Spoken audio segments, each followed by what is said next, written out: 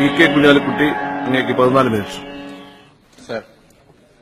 Sir, ഈ ധനാഭ്യർത്ഥനയെ ഞാൻ എതിർക്കുക. നമ്മുടെ പുതിയ ഗവൺമെന്റിന് ഒരു പുതിയ അപ്രോച്ച് ഇതുവരെ കൈവന്നിട്ടില്ല. മാത്രമല്ല സർ, എനിക്ക് തോന്നുന്ന ഒരു പിടുത്തം കിട്ടിയ പോലെയല്ല. ആകെ ഒരുമാതിരി ഒരു നിലാവത്ത് കോഴിക്കളെ വിട്ടതുപോലെ ഒരു കിടന്ന് തിരിയുന്ന ഒരു സ്വഭാവം കാണുന്നുണ്ട്. ഞങ്ങളാണ് എന്നുണ്ടെങ്കിൽ ഞങ്ങൾ ആദ്യം തന്നെ ഒരു 100 ഡേയ്സ് പ്രോഗ്രാം വ്യക്തതയോടുകൂടി കേരളത്തിന്റെ കാതലായ പ്രശ്നങ്ങൾ ഒക്കെ അനലൈസ് ചെയ്ത് ഞങ്ങൾ 100 ഡേയ്സിന്റെ ഉള്ളിൽ ഇന്ന റിസൾട്ട് ഉണ്ടാക്കും എന്ന് ഞങ്ങൾ പറഞ്ഞിരുന്നു. ഇത് മന്ത്രിമാരൊക്കെ കുറെ ആളുകളൊക്കെ പുതിയ ആളുകളാണ്, പഠിക്കാനൊക്കെ കുറച്ച് സമയമെടുക്കും, അതൊക്കെ നല്ലതാണ്. പക്ഷേ പ്രശ്നം എന്താന്ന് വെച്ചാൽ ഈ ഹണിമൂൺ പാണ്ട് തീരും. ഈ ഹണിമൂൺ പീരീഡ് ഉണ്ടല്ലോ, അതിപ്പാണ്ട് തീരും. നിങ്ങളൊന്ന് ജീവിത യാഥാർത്ഥ്യത്തിലേക്ക് വരണം. ഇപ്പോഴും ഇങ്ങനെ ഒരു ആലസ്യത്തിൽ ഇരിക്കുക. സർ, പുതിയ ഗവൺമെന്റിന് പുതിയൊരു അപ്രോച്ച് ഇല്ല, കാര്യങ്ങളെ ആ രീതിയിൽ കാണുന്നില്ല. ഇവിടെ വന്നാൽ എല്ലാം ശരിയാക്കി തരാം എന്നും പറഞ്ഞാണ് നിങ്ങൾ വന്നത്. ഇപ്പോ ശരിയാകുന്ന മാതിരി ഇല്ല എന്ന് മാത്രമല്ല, സാമ്പത്തിക പ്രതിസന്ധി, സാമ്പത്തിക കാര്യങ്ങൾ എടുത്ത് നോക്കുകയാണെന്നുണ്ടെങ്കിൽ ഇപ്പൊക്കെ കിഫ്ബി, അത് പറയാൻ തന്നെ കുറച്ച് പ്രയാസമാണ്. KIIFB, കിഫ്ബ് എന്ന് പറയണോ കിഫ്ബി എന്ന് പറയണമെന്ന് എനിക്ക് അറിഞ്ഞൂടാ. ഏതായാലും ശരി, കിഫ്ബി വരട്ടെ എന്നാണ് പറയുന്നത്. സർ, നാട്ടിൻപുറത്തൊരു വൈദ്യരുണ്ട്, അയാളെ കഥ പറഞ്ഞ കാര്യമാണ്. അയാൾ പനിക്ക് എന്നാലും വയറ്റുന്ന നോക്ക് എന്നാലും ശരി ഒരു കഷായം കാച്ചിക്കളയാന്ന് എന്ന് പറഞ്ഞ മാതിരി ധനകാര്യമന്ത്രി ഇപ്പൊ എന്ത് പറഞ്ഞാലും കിഫ്ബി വരട്ടെ, കിഫ്ബി വരട്ടെ, കിഫ്ബി വരട്ടെ എന്ന് പറയും. കിഫ്ബി എന്താ വരിക, എങ്ങനെ വരിക എന്നുള്ളത് അറിഞ്ഞൂടാ. സർ, നിങ്ങൾ ആദ്യം ഈ ഐഡിയോളജിയുടെ ഹാങ് ഓവർന്ന് ഒന്ന് ഉണരണം, എന്നാലേ ശരിയാവുള്ളൂ. സർ, ഇന്നലെ മുഖ്യമന്ത്രി ഇവിടെ പ്രസംഗിച്ചപ്പോ ADBയെ കുറിച്ച്, ധനകാര്യമന്ത്രിയുടെ ADBയെ കുറിച്ച് കുറെ കാര്യങ്ങൾ പറഞ്ഞു. അത് നിങ്ങളുടെ ഒരു രാഷ്ട്രീയ ഭീഷണായിരിക്കാം. പക്ഷെ ഫണ്ട് എവിടെന്ന് വാങ്ങിയാലും അത് ലോണാണ്, ഇൻട്രസ്റ്റ് സഹിതം തിരിച്ചു കൊടുക്കണം, കിഫ്ബിയും കൊടുക്കണം. 10 12 എത്രയാ? ADBന്റെ കുറച്ചും കൂടി ഇൻട്രസ്റ്റ് കുറവായിരുന്നു എനിക്ക് തോന്നുന്നത്. ഇത് കനത്ത ഇൻട്രസ്റ്റോടുകൂടി തിരിച്ചു കൊടുക്കണം. 3% ആയിരുന്നു. പിന്നെ സർ, അതായിരുന്നു മുഖ്യമന്ത്രിയുടെ ഇന്നലെ അദ്ദേഹം വെച്ചതൊരു ഡോക്യുമെന്റാണ്. അതൊരു രാഷ്ട്രീയ വീക്ഷണ, നിങ്ങളുടെ രാഷ്ട്രീയ. കിഫ്ബി വന്നു സാർ, കിഫ്ബി വന്നു കഴിഞ്ഞു. ഒരു second. Ambalappuzha Thiruvalla road, Sabarimala road 64 കോടി കിഫ്ബി പണി തുടങ്ങി സാർ. കിഫ്ബി അല്ല, ഞാൻ പറയാം, ഞാൻ വേറൊരു കാര്യം, കിഫ്ബി എത്തിയെന്ന് അറിഞ്ഞത് സന്തോഷം. കിഫ്ബിയില് 250 കോടിക്ക് പട്ടികജാതി പട്ടികവർഗ വിഭാഗത്തിന്റെ ഹോസ്റ്റലുകൾ കേസായി സർ. കിഫ്ബിയിലാണ്. നല്ല കാര്യം. ഞാൻ പറയാൻ പോണ പോയിന്റ് വേറൊന്നാണ്. അതായത് മുഖ്യമന്ത്രി ഇന്നലെ അതല്ല, കിഫ്ബിന്റെ കഥ അവസാനം എന്താവും ഞാൻ പറയാം. അതാണ് കിഫ്ബി ആദ്യം ജനിക്കുമെന്നല്ല, ഇതിനു മുമ്പ് കിർഫി ജനിച്ചിട്ടുണ്ട്. കിർഫി പൊതുമേഖലക്ക് വേണ്ടി ഞാൻ വ്യവസായ മന്ത്രി ആയിരുന്ന സമയത്ത് പ്രത്യേക ഫണ്ട് ലോൺ എടുത്ത് ഇതേമാതിരി 10-12%. ഇന്നലെ മുഖ്യമന്ത്രി പ്രസംഗിച്ചപ്പോൾ പറഞ്ഞല്ലോ, വ്യവസായ വകുപ്പിൽ കുറച്ച് കാര്യങ്ങൾ ചെയ്തു, വേറെ ഒരു വകുപ്പിലും ആ ADB ലോണും പിന്നെ MGF ഒന്നും മര്യാദക്ക് ചെയ്തില്ല എന്ന് മുഖ്യമന്ത്രി പറഞ്ഞു. സർ, ഞാൻ പറയുന്നത് വേറൊരു സംഗതിയാണ്. നിങ്ങൾ ഈ ഐഡിയോളജിയുടെ ഹാങ് ഓവറിൽ ഇങ്ങനെ കിടന്ന് പുതിയ യാഥാർത്ഥ്യങ്ങളെ ഒന്നും കാണാതെ 5 കൊല്ലം വേസ്റ്റാക്കി കളയുന്ന ഞാൻ പറയുന്നത്. ഈ പോക്ക് പോയാൽ വേസ്റ്റാക്കും. കാരണം നിങ്ങൾക്ക് എവിടുന്നാ പണം ഉണ്ടാക്കാനുള്ള ഒരു മാർഗവും ബഹുമാനപ്പെട്ട ധനകാര്യമന്ത്രി ഡോക്ടർ തോമസ് ഐസക് ഇതുവരെ ആലോചിച്ചിട്ടില്ല. പണമില്ലാത്ത കളിയാണ്. കിഫ്ബി വരട്ടെ. കിഫ്ബിയിൽ വന്നാൽ ഇത്ര എന്നൊരു കണക്കുണ്ട്. കിഫ്ബി എത്തി തുടങ്ങി എന്നൊക്കെ കിഫ്ബിയിൽ വന്നാലൊരു കണക്കുണ്ട്, അതിന്റെ അപ്പുറം പോകൂല. ഇപ്പോ ADB ലോൺ കുറഞ്ഞ ഇൻട്രസ്റ്റിന് കിട്ടുന്നതിനെ പറ്റി കുറെ കണ്ടീഷനെയാണ് ഇന്നലെ ബഹുമാനപ്പെട്ട മുഖ്യമന്ത്രി വിമർശിച്ചത്. പൊളിറ്റിക്കലി ഓക്കെ, നല്ല സ്ലോഗനാണ്, നമുക്ക് ഇങ്ങനെ പറഞ്ഞുകൊണ്ടിരിക്കുക. പക്ഷെ യഥാർത്ഥത്തിൽ എന്താ, ആ ഫണ്ട് പോലും യഥാർത്ഥത്തില് അതിന്റെ ലക്ഷ്യം നമ്മൾ നോക്കുകയാണെന്നുണ്ടെങ്കിൽ റീസ്ട്രക്ചറിങ്, അതുപോലെ തന്നെ ഡൗൺ സൈസിങ്, ചെലവ് ചുരുക്കൽ, ഇതൊന്നുമില്ലാതെ, ഒരു ചെലവ് ചുരുക്കലും ഇല്ലാതെ ഈ കിഫ്ബിന്റെ ഫണ്ട് വന്നു കഴിഞ്ഞിട്ടുണ്ടെങ്കിൽ ഈ കേരളത്തിന്റെ ഡെവലപ്മെന്റും കാര്യങ്ങളും ഇപ്പൊ പറഞ്ഞ റോഡും ബാക്കിയുള്ളതും ഇപ്പൊ പട്ടികജാതി വകുപ്പിന്റെതും പൊതുമരാമത്ത് വകുപ്പിന്റെ ഒക്കെ ചെയ്യാൻ പറ്റുന്നതാണ് അന്ന് വിചാരിക്കുന്നത്. സർ, നിത്യദാന ചെലവിന് കാശില്ലാത്ത ഒരുത്തന്റെ അടുത്ത് ഏത് കാശായാലും നല്ല കുറച്ച് കാശ് കിട്ടിയ പാടോ കണ്ടിന് ചെലവാക്കൂലേ, മുമ്പിലുള്ളതിന് ചെലവാക്കൂലേ? നിത്യദാന ചെലവിന് പകല്ലെങ്കിൽ പിന്നെ കിട്ടിയ കാശ് ചെലവാക്കല്ലാതെ എന്ത് ചെയ്യും? അപ്പൊ അതല്ല, ഒരു നിയമം എഴുതി വെച്ചിട്ടും കാര്യമില്ല. ആ പണം മുഴുവൻ ശമ്പളത്തിനും ബാക്കിയുള്ള കാര്യങ്ങൾക്കും പെൻഷൻ കൊടുക്കാനും ആയിട്ട് പോവും. ഞാൻ പറയാം, KSRTC മാത്രം എടുത്താൽ മതിയല്ലോ. KSRTCയിൽ ശമ്പളത്തെക്കാൾ കൂടുതൽ പെൻഷനാണ്. 84 ഇതേമാതിരി ഒരു മുദ്രാവാക്യത്തിന്റെ കൂടെ പോയിട്ട് ഏർപ്പെടുത്തിയതാണ് പെൻഷൻ ഏർപ്പെടുത്തി ഇപ്പൊ ശമ്പളം മുടങ്ങി, പെൻഷനും മുടങ്ങി, അവസാനം KSRTCയെ നിൽക്കുന്ന സ്ഥിതിയായി. അപ്പോ ഡൗൺ സൈസിങ് ഒന്നും പാടില്ല എന്നുള്ളത് നല്ലൊരു മുദ്രാവാക്യമാണ്. പക്ഷേ ഞാൻ എന്റെ പോയിന്റ് ഇതാ, എന്നുവെച്ചാൽ പുതിയ ഗവൺമെന്റിന് ഒരു പിടുത്തവും കിട്ടിയിട്ടില്ല. പുതിയ ഗവൺമെന്റ് നിങ്ങൾ ശരിയാക്കിയിട്ട് വരാതെ ഇരിക്കുക എന്നല്ലാതെ നിങ്ങൾ തന്നെ ശരിയാകുന്ന സ്ഥിതിയാണ് അധികം വൈകാതെ വരാൻ പോകുന്നത് എന്നാണ് എന്റെ പോയിന്റ്. ഒരു അപ്രോച്ചില്ല സർ. കേരളത്തിൽ ഗുരുതരമായ ഒരുപാട് പ്രശ്നങ്ങളുണ്ട്. അതാണ് പ്രശ്നം. നമുക്കിത് നിങ്ങളുടെ ഒരു കാര്യമാണെന്ന് പറഞ്ഞ് വിടായിരുന്നു പെർഫോമൻസിന്റെ. ഇപ്പൊ അതല്ല, ഗുരുതരമായ പ്രശ്നങ്ങളുണ്ട്. 5 കൊല്ലം ഭരിക്കാനുള്ള അവസരം തന്നിരിക്കുന്നത് നിങ്ങളെ കയ്യിലാണ്, ഞങ്ങളെ കയ്യിലല്ല. ഞങ്ങളെ കയ്യിലാവുമ്പോൾ ഞങ്ങൾക്ക് ഒരു അപ്രോച്ച് ഉണ്ടായിരുന്നു. ഞങ്ങൾ ഇൻഫ്രാസ്ട്രക്ചറിൽ നല്ല ഡെവലപ്മെന്റ് ഉണ്ടാക്കിയിട്ടുണ്ട്, IT-യിൽ നല്ല എക്സ്പോർട്ട് ഉണ്ടാക്കിയിട്ടുണ്ട്. അതിന്റെ പണം കേരളത്തിന് ഇപ്പൊ കിട്ടുന്നുണ്ടല്ലോ. ഇന്നലെ മുഖ്യമന്ത്രി പറഞ്ഞു 1 ബില്യൺ എന്നുള്ളത് 2 ബില്യൺ ആക്കും. എംപ്ലോയ്മെന്റ് സർ, ടെക്നോ പാർക്കിലൊക്കെ എത്ര ആളുകൾക്കാണ് ജോലി കിട്ടിയത്? ടെക്നോ പാർക്ക് സംശയം ഉണ്ടെങ്കിൽ ഞാൻ പറഞ്ഞില്ല, ടെക്നോ പാർക്കിന്റെ ഗേറ്റിന്റെ അടുത്ത് ചെന്ന് നോക്കി അവിടുന്ന് പുറത്തു വരുന്ന ആളുകൾ. അതിൽ ഇൻഫോ പാർക്ക് അവിടെ പോയി നോക്കി അവിടുന്ന് പുറത്തു വരുന്ന ആളുകൾ. അവിടെ വെറും കുറുക്കമ്മേഞ്ഞി അറിഞ്ഞ സ്ഥലമല്ലേ. കാലിക്കറ്റ് അങ്ങനെ ആയില്ല. അത് ശരി, കാലിക്കറ്റിന് അതിന് സാധ്യത ആയി വരുന്നേ ഉള്ളൂ. പക്ഷെ കൊച്ചിയായി. പക്ഷെ ഇപ്പോ ഞാൻ പറയുന്നത്, പുതിയ ഗവൺമെന്റ് ഇത്തരത്തിലുള്ള എന്തെങ്കിലും ഒരു സമീപനം ഉണ്ടോ? ഉമ്മൻചാണ്ടി ഗവൺമെന്റിന് ഉണ്ടായിരുന്നു, നിങ്ങൾക്കില്ല എന്നാണ് എന്റെ point. ഉമ്മൻചാണ്ടി ഗവൺമെന്റ് ഇൻഫ്രാസ്ട്രക്ചറിൽ ഇപ്പൊ മെട്രോ, പോർട്ട്, റെയില്, അത് ഇത് റോഡ് ഒക്കെ കൂടി ആയിട്ട് കുറെ കാര്യങ്ങൾ ചെയ്തു. ഇപ്പൊ നിങ്ങൾ പോണ പോക്കണ്ട, നിങ്ങൾക്ക് ചെയ്യാൻ കഴിയില്ല. ഇതാണ് എന്റെ പോയിന്റ് സർ. ഇപ്പോൾ സംഗതിയാണെങ്കിലോ വളരെ ഗൗരവമാണ് സർ. കാലാവസ്ഥ മാറ്റം വന്നിരിക്കുകയാണ്. എലിനോ പ്രതിഭാസം എന്നൊക്കെ പറഞ്ഞിട്ട് കാലാവസ്ഥ മാറ്റത്തിന്റെ ഫലമായി കടുത്ത വരൾച്ചയാണ്. അതിനനുസരിച്ച് അവസരത്തിനൊത്ത് നിങ്ങൾ ഉയരണ്ടേ? അവസരത്തിനൊത്ത് നിങ്ങൾ ഉയരുന്നില്ല. എന്ന് പറഞ്ഞ പോക്കാണ്, സാധാരണ പോക്കാണ്. കുടിവെള്ളവും അതുപോലെ തന്നെ ഇതൊക്കെ നോക്കണം സർ. എൻവയോൺമെന്റിനെ പറ്റി പറയുന്നു, കേരളം ഭൂക്ഷരഭൂമി, മഴ ഇല്ല എന്നുണ്ടെങ്കിൽ എന്താ നമ്മുടെ സ്ഥിതി? അപ്പൊ അതിനനുസരിച്ചുള്ള റേസ് ടു ദി ഒക്കേഷൻ അവസരത്തിനനുസരിച്ച് ഉയർന്നതായി കാണുന്നില്ല സർ. പ്രകൃതി സംരക്ഷണവും കൃഷി വികസനവും ഒക്കെ ഇങ്ങനെ പ്രസംഗിച്ച ഉണ്ടാവോ? കൃഷി ഒരുപാട് പ്രസംഗിക്കുന്നുണ്ട്. കാർഷിക ഉൽപ്പന്നങ്ങൾക്ക് വില കിട്ടണമെന്നുണ്ടെങ്കിൽ വാല്യൂ അഡീഷൻ വേണം, വ്യവസായം വരണം. ആ നിലക്കുള്ള വല്ല പോളിസി, ഇൻഡസ്ട്രി പോളിസി ഉണ്ടോ? കാർഷിക പോളിസി ഉണ്ടോ? ഒരു അപ്രോച്ച് ഉണ്ടോ? ഒന്നും വന്നില്ല. കൃഷി ഉൽപ്പന്നങ്ങൾക്ക് വില വർദ്ധിക്കാതെ എങ്ങനെ കൃഷി മുതലാവും? അപ്പൊ നമ്മുടെ സുനിൽകുമാർ ധാരാളം പറയുന്നുണ്ട്, നാട്ടിലും മുഴുവൻ നടന്ന് പ്രസംഗിക്കുന്നുണ്ട്, വളരെ ഊർജ്ജസ്വലനായി പായുന്നുണ്ട്. പക്ഷെ പാഞ്ഞാല് കൃഷി ഉണ്ടാവുമോ?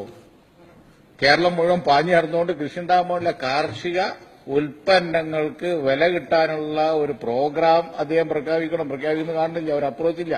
എല്ലാ കൃഷിക്കാരോടും നിങ്ങൾ കൃഷി ചെയ്യണം എന്ന് പറഞ്ഞ നേരം ഇപ്പൊ ഞാൻ ഒരു കർഷകനാണ്. അതിനോടും പറഞ്ഞു ഞാൻ അല്ലെങ്കിൽ തന്നെ കൃഷി ഒരു ഹോബിയായിട്ട് ഇങ്ങനെ പറമ്പിലൊക്കെ 1 മണിക്കൂർ 2 മണിക്കൂറൊക്കെ പോയി പാടത്തും പറമ്പും ഒക്കെ നടക്കുന്ന ആളാണ് പണ്ട്. പക്ഷേ എനിക്ക് കൃഷി എന്നുള്ള വരുമാനം കൊണ്ട് എന്റെ ഫാദറിന് പറ്റിയിരുന്നു, ഫാദറിനും പറ്റിയിരുന്നു. അവർ കാർഷിക ഉൽപ്പന്നങ്ങൾ മാത്രം വിറ്റ സുഭിക്ഷായിരുന്നു. കാറും ഒക്കെ വെച്ച് നടന്നിരുന്നു പണ്ട്. പക്ഷെ എനിക്ക് പറ്റുമോ?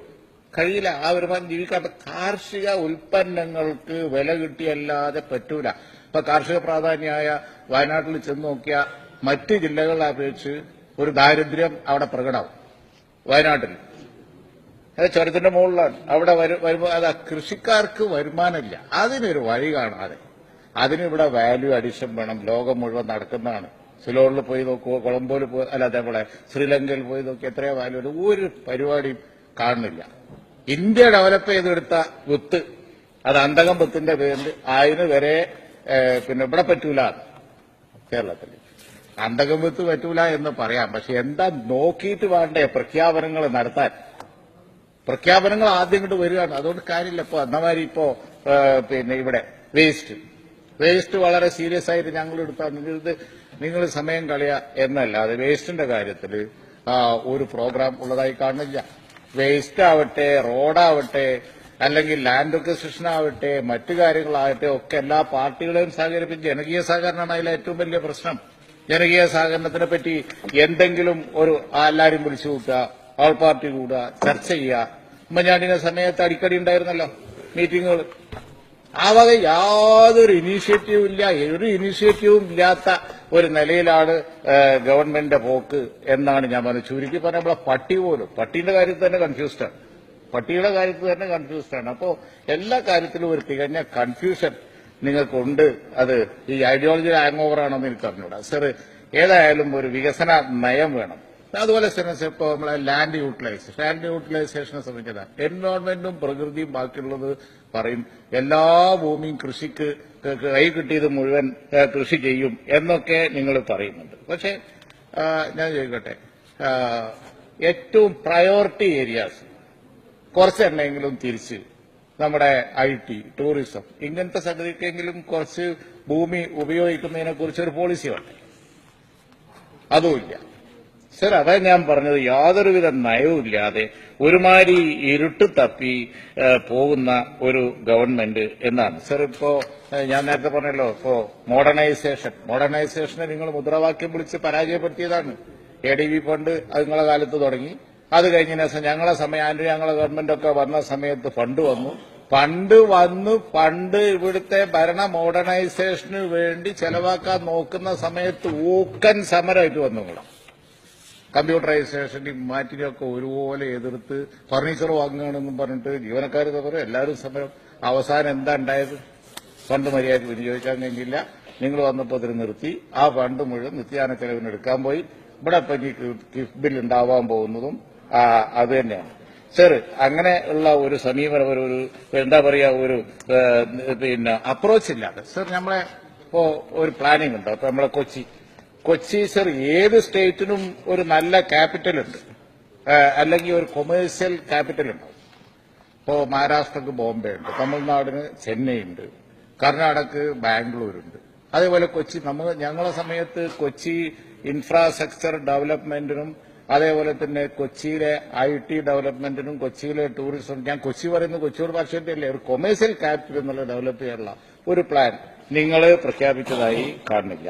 സർ, ഇതാണ് പൊതുവിലുള്ള സ്ഥിതി. യാതൊരുവിധ വികസന അപ്രോച്ചും ഇല്ലാത്ത ഒരു സ്ഥിതിയിലാണ് നിങ്ങൾ പോക്ക് എന്ന് ഞാൻ പറയുന്നത്. സർ, ഞാൻ ഇത്രയും കാര്യങ്ങൾ അതേക്കുറിച്ച് അതേ പറയുന്നുള്ളൂ. നിങ്ങളൊരു റിസൾട്ട് ഉണ്ടാക്കും ഈ പോക്ക് പോയാൽ എന്ന് എനിക്ക് തോന്നുന്നില്ല. മാത്രമല്ല, ഓട്ടത്തിന്റെ ഇടയിൽ ഇടിച്ചെവിടെയെങ്കിലും നിൽക്കാതെ നോക്കിയാൽ മതി. സാമ്പത്തിക പ്രതിസന്ധി, ശമ്പളം വരെ മുടങ്ങും. കാരണം ധനകാര്യമന്ത്രി മനസ്സിലാക്കണം, ഒരു സോഴ്സ്, പുതിയ ഒരു വരുമാന മാർഗം, ഒരു ലോൺ എടുക്കാനുള്ള ഒരു കിഫ്ബി വറിയല്ലാതെ വേറെ ഒരു വരുമാനം കൂട്ടാനുള്ള യാതൊരുവിധ പ്രപ്പോസലും അങ്ങയുടെ നയത്തിൽ ഇല്ല എന്ന് ഉള്ളതുകൊണ്ടാണ്. സർ, ഞാൻ കേരളത്തിലെ കാര്യം പറയുമ്പോൾ നമുക്ക് മറ്റു ചില കാര്യങ്ങൾ കൂടി പറയാതിരിക്കാൻ വയ്യ. സർ, ഈ സമയത്ത് നമ്മുടെ കേരളത്തിൽ രാഷ്ട്രീയമായി നോക്കുകയാണ് എന്നുണ്ടെങ്കിൽ ഒരുപാട് വെല്ലുവിളികൾ ഉണ്ട്.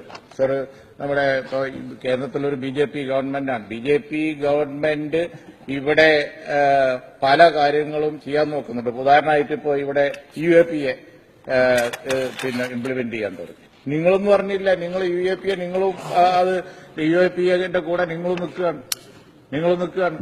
കാരണം എന്താന്ന് വെച്ച് കഴിഞ്ഞാൽ UAPA നിങ്ങളെ സമയത്ത് UAPA ഇട്ടു. സർ, UAPA ഇട്ടു ഇല്ലില്ല. ഞാൻ പറയാം സർ, കണ്ണൂരില് പറയാല്ല, കാര്യം മനസ്സിലായി. അത് ക്ലാരിഫൈ ചെയ്യാൻ സമയം കിട്ടിയെന്നായി. സർ, കണ്ണൂരിൽ നാനാറ് പ്രതിപക്ഷ നേതായിരിക്കുന്ന സമയത്ത് ഞാനൊക്കെ മന്ത്രിസഭയിലുള്ള കാലത്ത് മാർക്സിസ്റ്റ് BJP സംഘടനത്തിൽ അന്ന് UAPA ഇടാൻ വേണ്ടി നോക്കിയപ്പോ എന്നെ അന്ന് നാനാര് വിളിച്ചിട്ട് പറഞ്ഞു, നിങ്ങൾ അന്ന് ടാഡ നിങ്ങൾ ഈ ടാഡക്കെതിരല്ലേ, പക്ഷെ നിങ്ങൾ എന്തിനാ ഇപ്പോ ഈ ടാഡ ഇവിടെ പ്രയോഗിച്ചല്ലോ എന്ന് പറഞ്ഞു. ഞങ്ങൾ ടാഡക്കെതിരാണ്. ഞാൻ അന്ന് എന്നെ അപ്പം തന്നെ ചെന്ന് അന്നത്തെ മുഖ്യമന്ത്രി ശ്രീ കരുണാകരന്റെ അടുത്ത് പറഞ്ഞു, ടാഡക്ക് ഞങ്ങളെതിരാണ്, ടാഡയുടേത്. പക്ഷെ നിങ്ങൾക്കിപ്പോ അങ്ങനെ പറയാൻ കഴിയില്ല. നിങ്ങളൊരു മതപണ്ഡിതന്റെ പേരിൽ UAPA ഇടുന്ന സ്ഥിതി വന്നു കേരളത്തിൽ. ഇപ്പോൾ നിങ്ങൾ ഇട്ടു. അത് നിങ്ങൾ അറിയാതെ പോവുകയാണ്. അതേപോലെ തന്നെ സർ ഇവിടെ ഇപ്പൊ BJP അജണ്ട നടപ്പിലാക്കുന്ന ചില കാര്യങ്ങൾ നടക്കുന്നുണ്ട്. ഇപ്പൊ സിലബസ് നോക്കി, സിലബസിൽ ശ്രീ പിഞ്ചുകുട്ടികളുടെ മനസ്സിൽ തീവ്രവാദം കുത്തിവെക്കാൻ വേണ്ടി വല്ല വിദ്യാലയങ്ങളിലും വല്ല ശ്രമം നടക്കുന്നതിന് അത്തരം സിലബസുകൾ മാറ്റണം. നമുക്ക് കൂട്ടായി ആലോചിക്കും. പക്ഷെ ആ സിലബസ് മാറ്റുന്ന കാര്യം ആലോചിക്കേണ്ടത് വിദ്യാഭ്യാസ വകുപ്പാണ്. അതിനു പകരം കേന്ദ്ര ഏജൻസികളുടെ കൂടി കേരള പോലീസും കൂടി നേരെ FIR ഇട്ട് അന്വേഷിക്കുക. ഞങ്ങൾ ബഹുമാനപ്പെട്ട മുഖ്യമന്ത്രിയുടെ ശ്രദ്ധയിൽ ഇത് പെടുത്തിയിട്ടുണ്ട്. അതൊരു അഭിഭാവക നിലപാടല്ല. FIR ഇട്ട് അന്വേഷിച്ചില്ലാത്ത തീവ്രവാദം. സർ, തീവ്രവാദത്തിനെതിരായി വളരെ ശക്തമായ നിലപാട് നമ്മൾ എടുക്കണം. ഞങ്ങളാണ് ഏറ്റവും കൂടുതൽ അതിനെതിരായി ക്യാമ്പയിൻ ചെയ്യുന്നത്. ശക്തിയായി ക്യാമ്പയിൻ ഞങ്ങളെ കുറിച്ച് മുഖ്യമന്ത്രിയുടെ ശ്രദ്ധയിൽ ഇത് പെടുത്തിയിട്ടുണ്ട്. സിലബസ് ഉപയോഗിച്ച് ഒരു ഹാർഡ് നിലപാടെടുക്കുന്ന, കുട്ടികളുടെ മനസ്സിൽ വിഷം കുത്തിവെക്കുന്ന നിലപാടിന്റെ അതിനെതിരായി വിദ്യാഭ്യാസ വകുപ്പ് കടുത്ത നടപടി എടുത്തോളി, ഞങ്ങൾ കൂടെ നിൽക്കാം. പക്ഷേ തീവ്രവാദം എന്ന് പറഞ്ഞ് FIR ഇട്ട് UAPA പ്രയോഗിക്കുന്ന സമീപനം എടുത്താൽ അത് BJPക്കുള്ള വക്കാലത്തായി പോകും. സർ, അതുപോലെ തന്നെയാണ് നമ്മുടെ ഏക സിവിൽ കോഡിനെ സംബന്ധിച്ച് ഉള്ള ആവശ്യം വരുമ്പോ BJP, ഞാൻ സർ ഇതുകൂടി പറഞ്ഞ് നിർത്തണം, ആവശ്യം വരുമ്പോ BJP ഫിനിഷ് ചെയ്യണം. ഈ 2 പോയിന്റ് പറഞ്ഞു സർ. ആവശ്യം വരുമ്പോ BJP ഓരോരോ അജണ്ട പുറത്തെടുക്കുകയാണ്. ഇപ്പോഴത്തെ ഏക സിവിൽ കോഡ് എന്ന് പറഞ്ഞാൽ അതാണ്. ഇപ്പൊ ഏക സിവിൽ കോഡ് അത്യാവശ്യമായതുകൊണ്ടൊന്നുമല്ല, UP ഇലക്ഷനും ബാക്കിയുള്ളതൊക്കെ വന്നപ്പോ തൽക്കാലത്തേക്ക് ഒരു കമ്മ്യൂണൽ അജണ്ട വേണം. ആ കമ്മ്യൂണൽ അജണ്ട BJP പുറത്തിട്ട്, പക്ഷെ അത് പൂർണ്ണമായും മനസ്സിലാക്കാതെ അപ്പുറത്ത് ചിലര് BJPയുടെ വക്കാലത്തെടുക്കുന്നുണ്ട്. മുത്തലാഖും പറഞ്ഞിട്ട് കെണി ചെന്ന് ചാടണ്ട എന്നാണ് എനിക്ക് അവരോട് പറയാനുള്ളത്. ഈ BJPയുടെ അജണ്ടയാണത്. അല്ലാതെ മുത്തലാഖ് ശരിയാണോ ഇല്ല എന്നുള്ളതല്ല അപ്പോൾ ചർച്ച ചെയ്യേണ്ടത്. അങ്ങനെയൊക്കെ ഉണ്ടായിരിക്കാം, അത് ബന്ധപ്പെട്ടവർ നോക്കട്ടെ. പക്ഷേ BJPയുടെ ലക്ഷ്യം എന്ന് പറയുന്നത് ഇതാണ്. അപ്പൊ അത്തരത്തിലുള്ള കാര്യങ്ങളിൽ സർ ഇവിടെ ഒരു കേന്ദ്ര ഗവൺമെന്റ് ഉണ്ട്. കേന്ദ്ര ഗവൺമെന്റ് ഇത്തരം ആവശ്യം വരുമ്പോ ഈ രാജ്യത്തെ ജനങ്ങളുടെ പ്രശ്നങ്ങളൊക്കെ എന്തായാലും ശരി, ആവശ്യം വരുമ്പോ ഇത്തരത്തിലുള്ള അജണ്ട എടുത്താൽ അവരെ പ്രശ്നം തീരും. അതിനുവേണ്ടി അവർ പുറത്തെടുക്കുന്ന വിഷയമാണ് ഇതൊക്കെ. അപ്പോ എനിക്ക് പറയാനുള്ളത് സർ ഇതാണ്, ഇവിടെ വളരെ ശക്തമായി മതേതര വേരുകളുള്ള ഒരു സ്റ്റേറ്റാണ്. തീവ്രവാദത്തിനെതിരായി നിൽക്കണം, ഫാസിസത്തിനെതിരായി നമ്മൾ പോരാടണം.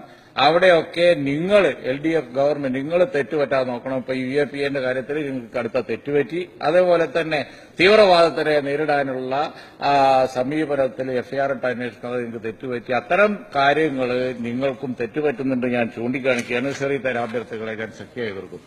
Thank you.